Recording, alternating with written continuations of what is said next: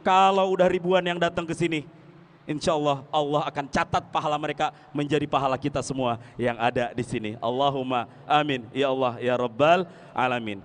Ini saja barangkali pengantar dari saya selaku khadim yang mengabdi kepada Maulana Syekh Ammar di Majelis Zikir Waliullah Syekh Abdul Qadir Jailani, tanpa mengurangi rasa hormat untuk semua jemaah yang ada di sini. Siap ajak jemaah yang lebih banyak pertemuan berikutnya? Siap? Siap? Allahumma fashhad, Allahumma fashhad, wa qad ballagtu ya Rabb. Demikian saya serahkan kembali kepada pengatur. Baik.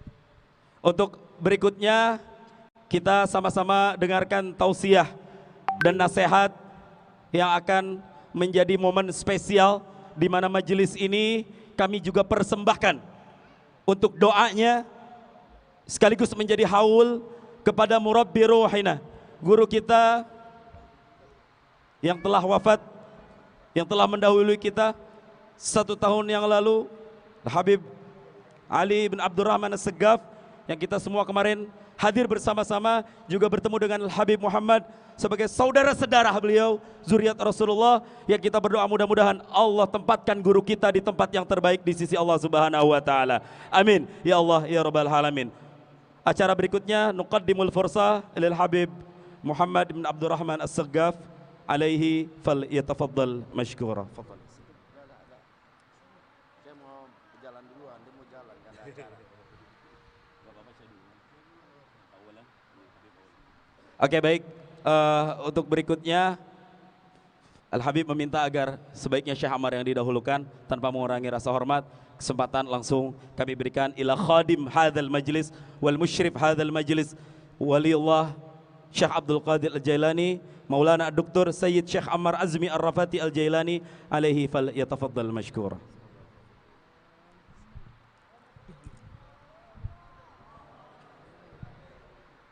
Assalamualaikum warahmatullahi wabarakatuh.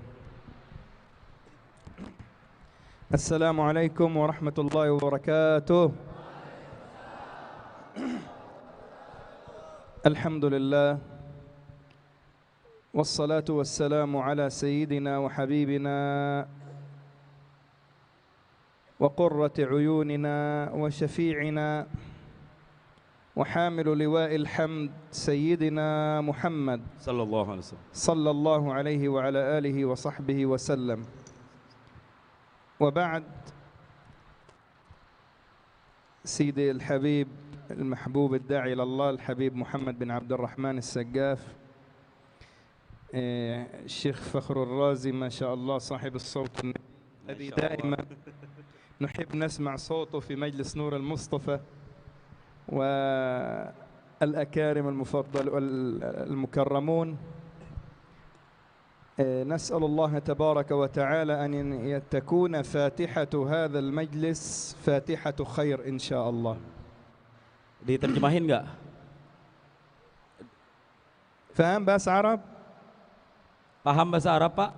Alhamdulillah. Alhamdulillah. Paham, berarti nggak usah diterjemahin, saya duduk. Terjemahin nggak? Diam-diam baik. Baik. Yang pertama, setelah beliau mengucapkan salawat, salam, dan juga penghormatan wabil khusus kepada Fadilat Habib Muhammad ibn Ali ibn Abdurrahman As-Segaf, dan juga tadi beliau menyebut pada Ustadz Fakhrul Razi yang Masya Allah suaranya selalu merdu untuk saya dengarkan ketika saya hadir ke Majelis Nurul Mustafa. Alhamdulillah beliau bisa membersamai kita. Dan saya berdoa untuk seluruh jamaah yang hadir di sini, mudah-mudahan pembukaan majelis zikir waliullah ini menjadi pembuka segala kebaikan-kebaikan untuk kita semua yang ada di sini. Wa as'alullah an yaftah al-khair li sahib al-fikra walladhi sa'a jahidan li insha' hadha al-majlis akhuna Syekh Jaka wa jami' al-ikhwah, wa nas'alullah an yaj'ala dhalika fi mizan hasanatihim. Allahumma amin. Dan saya juga berdoa kepada semua yang telah berupaya untuk mewujudkan majelis ini, Ustaz Jaka, teman-teman yang ada di tim khidmah majelis Pucuk ya, yang sudah kami bentuk. Mudah-mudahan semua usaha kalian teman-teman menjadi timbangan yang akan memberatkan amal kebaikan kalian di akhirat nanti. وكفاتحة مجلس أول مرة يعني هذا العدد الحمد لله عدد طيب لكن ما نتمناه في المجالس الأخرى إن شاء الله أن يكون الواحد منا ب1000. فقال النبي عليه الصلاة والسلام الدال على الخير كفاعله. Dan hari ini alhamdulillah dengan jumlah yang hadir ini sangat luar biasa. Dan saya berharap ke depannya nanti, kata beliau, satu yang hadir di sini bisa membawa 1000 jamaah. Satu yang hadir bisa membawa 1000 jamaah. Kenapa? Karena Nabi SAW menyatakan dalam salah satu sabdanya bahwa seseorang yang bisa menunjukkan jalan kebaikan, maka dia pun akan mendapatkan pahala kebaikan orang yang ditunjukkan kebaikan olehnya. InsyaAllah semua dapat pahala yang hadir majelis berikutnya ini. Wa nabiyuna sallallahu alaihi wa alihi wasallam qal man dalla ala khair. Nabi SAW bersabda, barang siapa yang menunjukkan satu kebaikan, falahu ajru man amila bihi ila yaumil qiyamah. Maka dia akan mendapatkan pahala orang yang melakukan kebaikan tersebut sampai hari kiamat. La yanqusu dzalika min ujurihim syai'. Tidak akan berkurang dari pahala itu sedikit pun. Wa fi hadza 'iddatu manafi'. Dan dalam hadis ini ada beberapa faedah yang bisa kita petik. Awalan nahduru majlis dzikr. Yang pertama, kita hadir ke majelis zikir. Wan Nabiy sallallahu alaihi wasallam qala li ashabihi. Dan Nabi sallallahu alaihi wasallam berkata kepada para sahabatnya, Ala adullukum biazka a'malikum wa afdaliha 'inda malikikum. apakah kalian ingin kutunjukkan satu amal yang paling suci di antara kalian dan paling tinggi derajatnya di sisi sang raja Tuhan kalian? Wa khairul lakum min infaqi adh-dhahabi wal wariqi 'anil fidda. Dan lebih baik daripada kalian berinfak dengan emas dan juga perak. Wa khairul lakum min an talqaw aduwakum fatadribu a'naqahum wa yadribu a'naqakum ya'ni al-jihad. Dan lebih baik daripada kalian pergi keluar berperang lalu kalian menebas leher musuh kalian dan musuh kalian pun menebas leher kalian. Maksudnya adalah jihad. Qalu bala ya Rasulullah. Dan para sahabat yang ditanya berkata, mau ya Rasulullah. Nurid na'rif hadha al-amal alladhi huwa afdal min al-jihad wa afdal min as-siyam wal qiyam. Kami ingin tahu apa gerangan amal yang lebih baik daripada jihad, lebih baik daripada qiyamul lail, dan lebih baik daripada berpuasa itu ya Rasul. Wa khairun min al-infaq. Dan lebih baik daripada berinfak. Qal dzikrullah. Dan Nabi SAW menjawab, yakni amalan tersebut adalah zikrullah, berzikir kepada Allah. فأول منفعة نتحصل عليها نذكر الله حتى تأتي في قلوبنا الخشية من الله العظيم. Awal manfaat yang datang ketika kita menyebut Allah Subhanahu wa taala, itu munculnya, terbitnya rasa takut yang ada di dalam sanubari kita semuanya. أما المنفعة الثانية فهي في مسجد وهو في بيت من بيوت الله. Manfaat yang kedua, kata beliau, kita ini berada di masjid yang tak lain dan tak bukan adalah satu rumah daripada rumah-rumahnya Allah Subhanahu wa taala. والنبي عليه الصلاة والسلام قال بيوت الله في الأرض المساجد. Dan Nabi SAW dalam salah satu sabdanya menjelaskan bahwa rumah-rumah Allah yang terhampar di permukaan bumi ini adalah masjid-masjid. وعمارها زوارها عمارها أي الذين يقوموا بتعمير المساجد هم الذين يزوروا المساجد ويقبلوا دوما على المساجد. Dan mereka yang memakmurkan rumah-rumah Allah adalah zuwaruha, mereka yang selalu datang ke masjid dan memakmurkan rumah Allah tersebut. والله وصف هؤلاء العمار في سورة التوبة. Dalam surat At-Taubah, bagaimana Allah kemudian menyifati mereka-mereka orang-orang yang memakmurkan masjid Allah. إنما يعمر مساجد الله من آمن بالله واليوم الآخر. صفات العمار إيمان وأقام الصلاة وآتى الزكاة ولم يخش إلا الله. ما هي صفاتهم؟ ماذا أعطاهم الله؟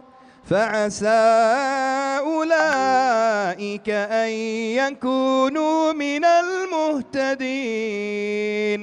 طريق الهداية بتعمير بيوت الله. Beliau menjelaskan dalam salah satu ayat di dalam surat At-Taubah, kata beliau, orang-orang yang memakmurkan masjid Allah, nih kita semua yang hadir di majelis zikir ini nih, amin. Itu siapa? Allah Subhanahu wa taala menjelaskan bahwa mereka adalah pertama, kata beliau, man amana, adalah mereka yang beriman kepada Allah Subhanahu wa taala. Itu. Jadi syarat pertama untuk bisa menjadi orang-orang yang memakmurkan rumah-rumah Allah adalah orang-orang yang beriman kepada Allah. Artinya semua jemaah yang hadir di sini, kata beliau, adalah kita semua yang akan insya Allah mendapatkan label iman. Dan yang kedua adalah mereka yang beriman kepada hari akhir nanti, kemudian menunaikan salat dan juga menunaikan zakat. Dan siapakah mereka-mereka semua yang beriman, yang memakmurkan masjid, yang salat, yang zakat, yang percaya dengan hari akhir? Kata beliau, mereka adalah orang-orang yang masuk dalam golongan muhtadin, orang-orang yang diberikan petunjuk, hidayah, penerang dalam hidupnya. Kita semua thariqul hidayah, kata beliau, kalau ingin dapat jalan petunjuk, jalan hidayah, salah satunya adalah dengan sering-sering memakmurkan rumah-rumah Allah. المنفعة الثالثة يا كرام، بكل خطوة نخطوها إلى هذا المسجد والمجلس لنا كما قال عليه الصلاة والسلام ترفع درجة وتزال عنك خطيئة بإذن الله. Dan yang ketiga, kita melangkahkan, kata beliau, kaki kita ke masjid ini. Kita langkahkan dari rumah ke masjid ini, yang pertama akan diangkat derajat kita di sisi Allah Subhanahu wa taala dan dihapus dosa-dosa kita oleh Allah Subhanahu wa taala. المنفعة الرابعة يا كرام، نأتي بنية، نحن نأتي حتى نذكر مناقب سيدي الشيخ عبد القادر الجيلاني والأولياء والأقطاب والأحباب من ذرية النبي عليه الصلاة والسلام ومن كل ولي، حتى نأخذ منها العبرة والعظة ونسلك منها طريقا إلى الله واضحا كما سلكه هؤلاء الفائزون. Dan kita juga di sini bukan cuma mengaji, bukan cuma berzikir, tapi kita juga mengenang wali-wali Allah dalam manqabah atau cerita-cerita baik mereka dalam manakib-manakibnya. Apa coba tujuannya, kata beliau? Tujuannya adalah supaya kita bisa memetik dari apa yang mereka torehkan dalam hidupnya untuk kita jadikan bekal buat kita melangkahi di kehidupan ini. ثم من المنافع الأخرى إن شاء الله إذا ربنا قدر ويسر. Dan manfaat yang lainnya insya Allah kalau Allah memberikan kemudahan dan keluasan untuk kita semuanya. لن يكون فقط ذكر المناقب بل سنتعرف على التصوف الحقيقي وأصل التصوف ومواكبة التصوف لزمن العولمة. ثم نأخذ في هذا المجلس إن شاء الله بعض الإجازات لأحاديث النبي صلى الله عليه وسلم وبعض الأحزاب والأوراد بسندها المتصل بإذن الله تعالى. Dan insyaallah mudah-mudahan Allah ridhoi dan setujui nanti ke depannya, bapak-bapak, ibu-ibu, beliau mengatakan kita bukan cuma ngaji, bukan cuma baca manakib aja, tapi nanti insyaallah saya akan memperkenalkan kepada semua jemaah tentang tasawuf, tentang tarikat-tarikat tasawuf, tentang dasar asal muasal kenapa ada tasawuf, tentang bagaimana orang-orang saleh menempuh jalan-jalan tasawuf. Dan juga nanti insya Allah, kata beliau, nanti saya juga akan mengijazahkan di pertemuan-pertemuan berikutnya sanad-sanad, diantaranya adalah sanad-sanad dalam wirid-wirid yang bersambung sampai Rasulullah, sampai Syekh Abdul Qadir Jailani, juga sanad-sanad dalam kitab-kitab hadis yang bersambung sampai Rasulullah sallallahu alaihi wasallam. Tuh, aduh, cuma majelis ini doang nih, Masya Allah, diberikan oleh sanad. Beliau ini punya 300 sanad, maaf saya tambahkan, lebih dari 300 sanad.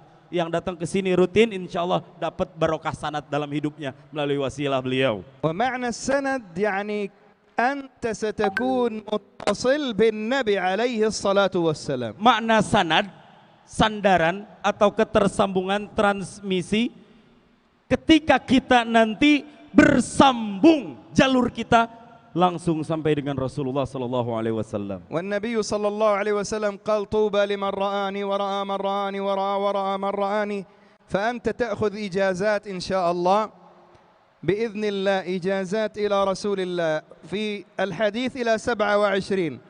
لكن ان شاء الله نبشركم إذا جلسنا بنية الاستماع والذكر والعلم ستكون لكم بعض الإجازات إلى رسول الله، تكون أنتم رقم 19 ليس 27.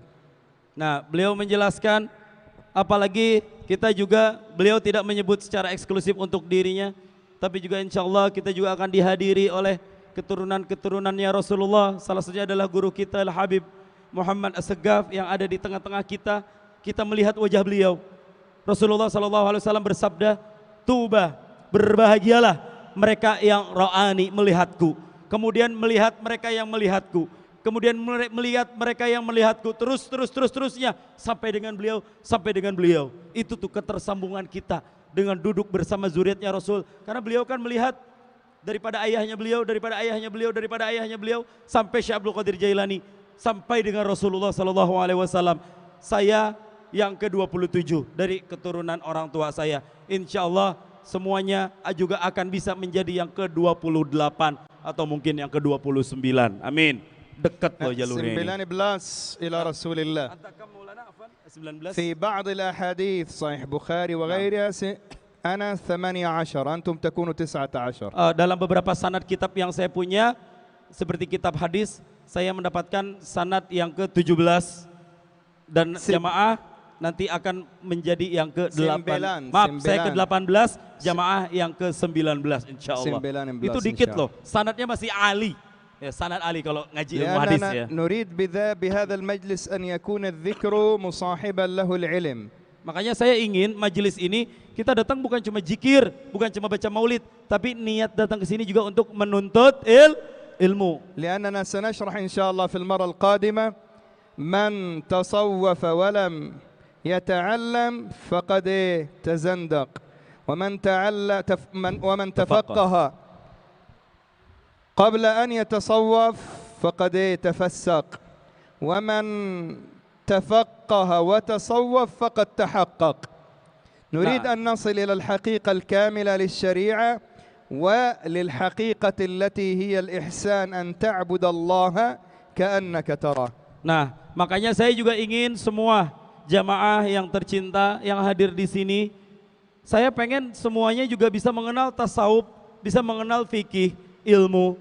Karena apa? Ada yang mengatakan, Nabi SAW bersabda, hadal hadis Maulana, tasawuf, hadal makulah.